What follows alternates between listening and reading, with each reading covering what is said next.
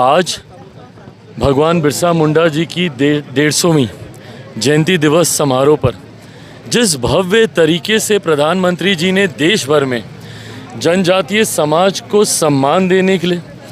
विभिन्न योजनाओं के माध्यम से मुख्य धारा के साथ जोड़ने के लिए देश भर में आज कार्यक्रम आयोजित किए गए,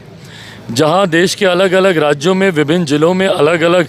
मंत्रियों को इसकी जिम्मेदारी दी गई, तो वहीं बिहार और बिहारियों के लिए ये सौभाग्य की बात है और जमुई वासियों के लिए ख़ास तौर पर ये गर्व की बात है कि प्रधानमंत्री जी ने अपना स्वयं का कार्यक्रम बिहार के जमुई में उन्होंने देना निर्धारित किया। जमुई वो ज़िला है जहां दशकों तक कभी कोई प्रधानमंत्री आते नहीं थे।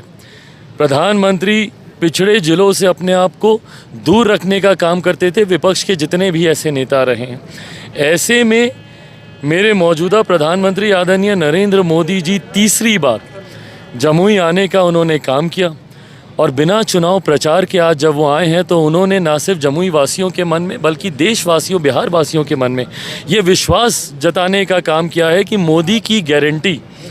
को पूरा करने की श्रृंखला की शुरुआत हो गई है। दरभंगा में आपने देखा 12,000 करोड़ से ज़्यादा की राशि की परियोजनाओं का शिलान्यास किया गया। यहाँ पे 6,600 करोड़ से ज़्यादा की राशि की परियोजनाओं का शुभारंभ यहाँ से किया गया। प्रधानमंत्री जी की सोच रही है कि समाज के सबसे वंचित वर्ग को मुख्य धारा के साथ कैसे जोड़ा जाए, पर विरासत और विकास दोनों को साथ लेते हुए जनजातीय समाज अपनी विरासत को संजोते हुए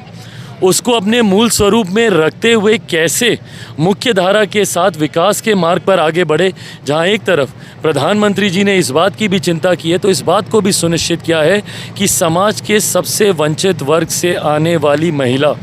देश के सबसे सर्वोच्च पद को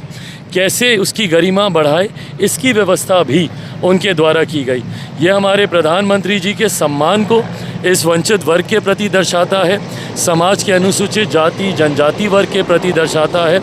और जिस तरीके से आदिवासी समाज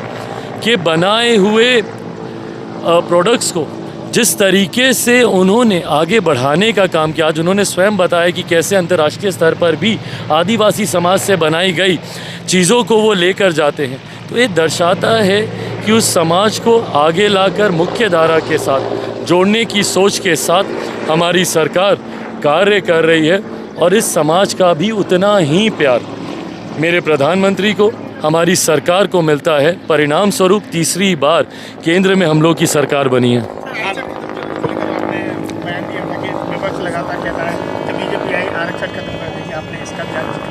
भाई पूछे ना विपक्ष के नेताओं से, घूम घूम कर 2024 में लोकसभा चुनाव के प्रचार के वक्त क्या बोलते थे कि अगर नरेंद्र मोदी जी तीसरी बार प्रधानमंत्री बने, एनडीए की तीसरी बार सरकार बनी तो आरक्षण समाप्त हो जाएगा, संविधान की हत्या हो जाएगी, लोकतंत्र खत्म कर दिया जाएगा। पूछिए उनसे किसका आरक्षण छीना गया, जवाब दें। पूछिए उनसे कहाँ का संविधान खत्म किया गया, किसका लोकतंत्र छीन लिया गया। सिर्फ झूठा नैरेटिव, लोगों को डराकर वोट हासिल करने की सोच विपक्ष की, ये कतई सही नहीं है और इसी सोच ने विपक्ष का नुकसान किया है और आने वाले दिनों में विपक्ष हाशिए पर जाएगा। आज भी ये लोग संविधान लेकर घूमते हैं, क्यों घूम रहे हैं भैया?